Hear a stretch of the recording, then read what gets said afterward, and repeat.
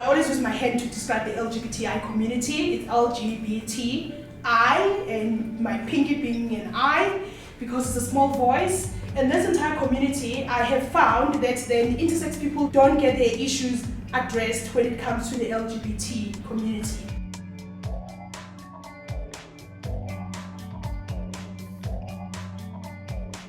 Growing up, I knew that I was different, but I didn't know the correct word to describe myself. Being intersex, you need to be, it affects us mentally and physically. So when we meet other people, you open up and it helps. It's like rehab. So that's why I had to come. I attend most of the intersex workshops. I love them to bits because they're informative. I mean, the more eggs of information I got in my basket, the more I'll be able to become a supporting structure to majority of friends and colleagues and people who want to learn more about intersex and conditions related.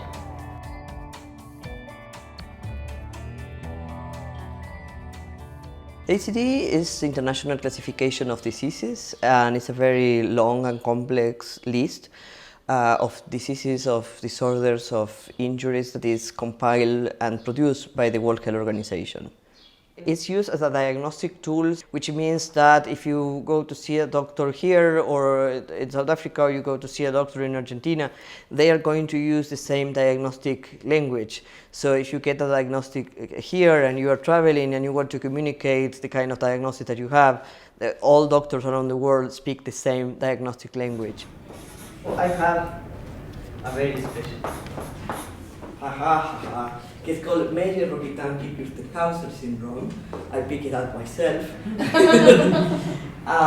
Which basically means that I am a person that was born with XX chromosomes and with an external appearance of a girl and without internal female genitalia. Having Mauro here was a great opportunity to help Iranti-Org to facilitate a space for engagement for intersex activists on the continent with the issues.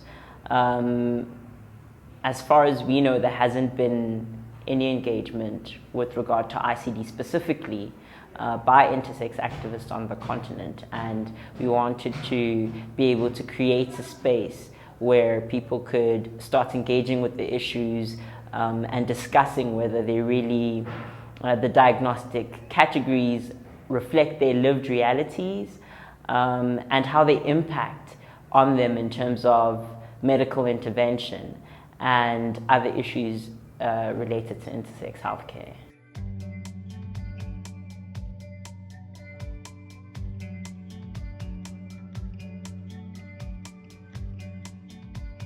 Meet the people, from the different based at the different countries to provide information about how these codes are related or not with their current realities.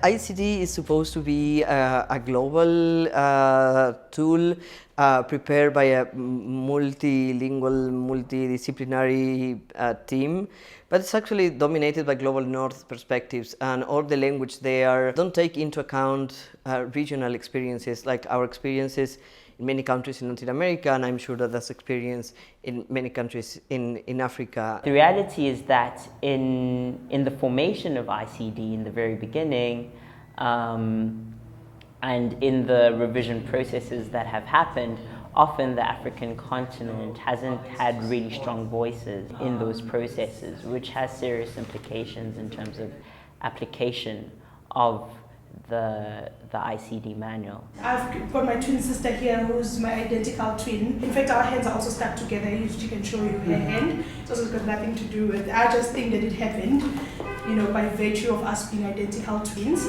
that we're then born with an intersex condition. When I reached puberty, then I anticipated that there will be more physiological changes that will be happening to me as it happened with other girls.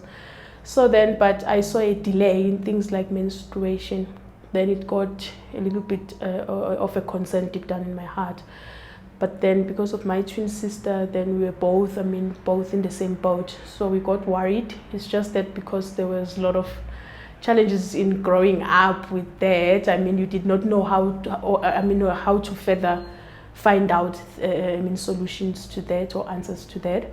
Then as soon as we started working, we started to get medical aids, and then we ventured to that, to finding out. In fact, I went to see a doctor who told me that I was born without a uterus. My own doctor at the time, when the time came that I approached him and I asked, why is it that I did not have a uterus and all of that, he became very, very limited when it came to the information that, basically this is the only case that I've ever, in my medical profession, it's the first time that I have found someone that we've been studying about in our textbooks. They did bloods, and then they also did what they call karyotyping.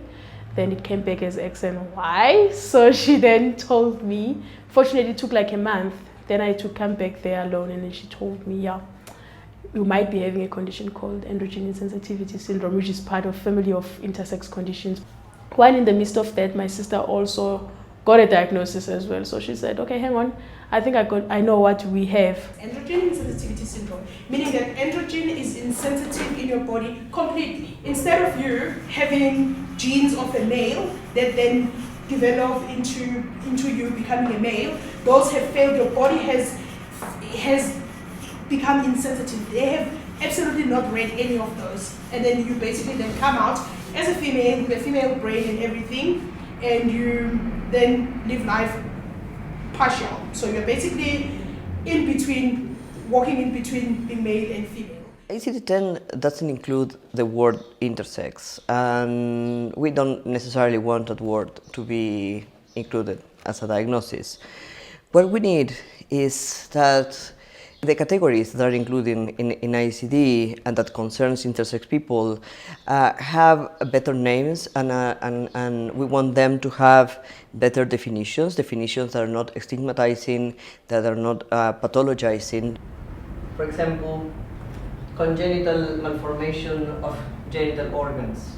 So this is one of the main places where intersex-related diagnosis can be found. ICD describes body in a very ugly way. It talks about malformation, it talks about abnormalities, it talks in terms of disorders. There is something as a congenital presence of vagina here. Having a vagina has a code, yeah? But it's the absence. That's the way in which we learn, and which doctor learns, that having a vagina is good unless you're a man. Or not having one is a pathology. It's not a pathology, but it's in the chapter of malformation. So when you read the ICD, the document produces a very strong discipline in the way in which you learn how wrong your body is. The descriptions are so negative that even when there is nothing in ICD prescribing surgery, that kind of definitions, that kind of description of our bodies are really calling for intervention. Doubling of vagina is also absent is wrong, and having two is wrong too. So not having what they have is wrong, but having two of what they have is also wrong. I was assigned as a girl when I was born, and raised as a girl. I started identifying as something different as a girl when I was a child, but when I was starting to be a teenager, it was discovered that I didn't have internal female genitalia, basically that I didn't have a vagina, and for my doctors and my therapists, it was a clear link between not having a vagina and not identifying as a woman, so they made this strange connection, like if they provide me one by doing a surgery, I will start identifying as a woman. ICD doesn't say anything about how these bodies have to be treated. In that sense, it seems that ICD is neutral. What we are saying is that, but if you are saying that not having a vagina is pathological and having two vaginas is pathological, basically what you are saying, you're pointed out in the direction that having one is the right way, and we have doctors all around the world saying, well, if you don't have one, that must be corrected. We are hoping to get better language and to get rid of that kind of very binary and normalizing descriptions of body, but we also need to question, it's exactly what we are doing right now, to question this kind of categories and descriptions, to separate them from treatment. So even if you describe a body as, lacking a vagina, there is nothing there saying that that's a problem in itself, unless the person said, well, I have a problem, I want to have a vagina. In my case, I didn't want to have one. I was forced to have one. There is always that element of they're trying to correct you, they're trying to fix you, they're trying to, should you not do this, then you are not going to be acceptable in a society, you're not going to be normal. I was then born with internal testes that never descended. So they're basically hidden inside me, and the doctor who first diagnosed me said, oh, by the way, you're born with testes, we're going to remove them because they'll be cancerous later. So then he removed them. In the meantime, I did not even realize that they were doing a good job of giving me, they were actually okay for my body. There are other genes that are good, such as for me not to get hot flashes and and the whole entire spectrum of things that happen. So immediately he was supposed to put me on a hormone replacement therapy, because now he has taken something that has been producing certain hormones, so he's supposed to be putting me in a therapy.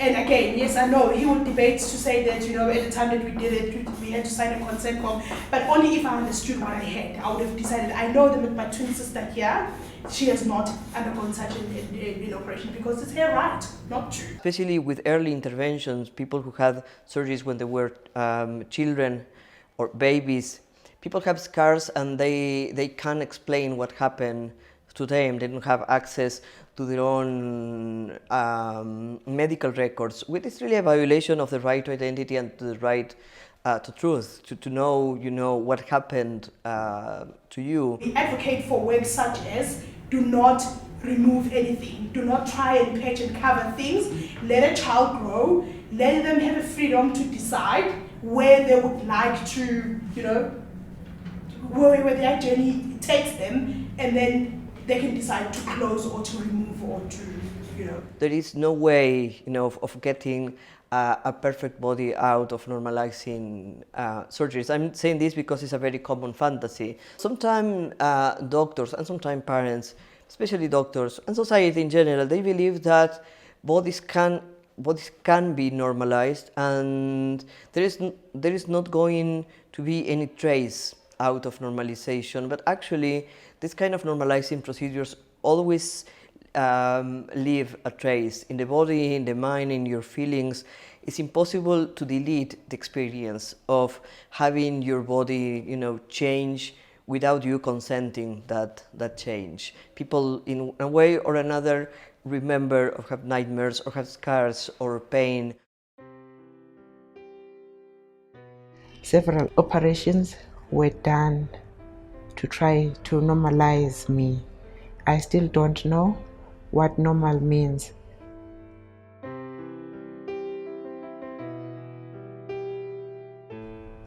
My parents fought all the time because they disagreed on my gender. Mom wanted me to be raised as a girl and Dad wanted me to be raised as a boy. At one stage, I changed names from Temba, a male name, to Tembelani, a gender-neutral name, and then Tembani, a female name. I missed out on so many things that young kids do.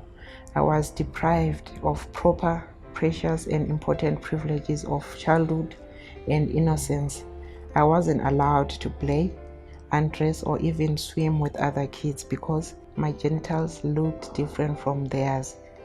There are times when I wish I could go back and be a child again. Somehow I believe that I will do it differently. I will love myself, I will play more and would accept myself earlier. Talking about it helps me physically and emotionally. Before, I was always stressed, like I had a lot of anger inside, like I'll ask, why me? Why not her? Why not him? So now the more I talk about it, the more I understand that it's out of my control. I don't have any control over it, but I just have to accept the person that I am and try by all means to move forward and do the best that I can to be happy. If you cannot impact the entire world, you start within your own surroundings, you start with your own environment. Awareness, awareness, awareness. In as much as the biggest field in the world is advertising, I mean exposure to information, access to information, in all diasporas, that's the meaning. The more people are able to access information, is the better the stigma will reduce. So you teach only one person who can teach 10 and teach 20, and the message spreads like wildfire.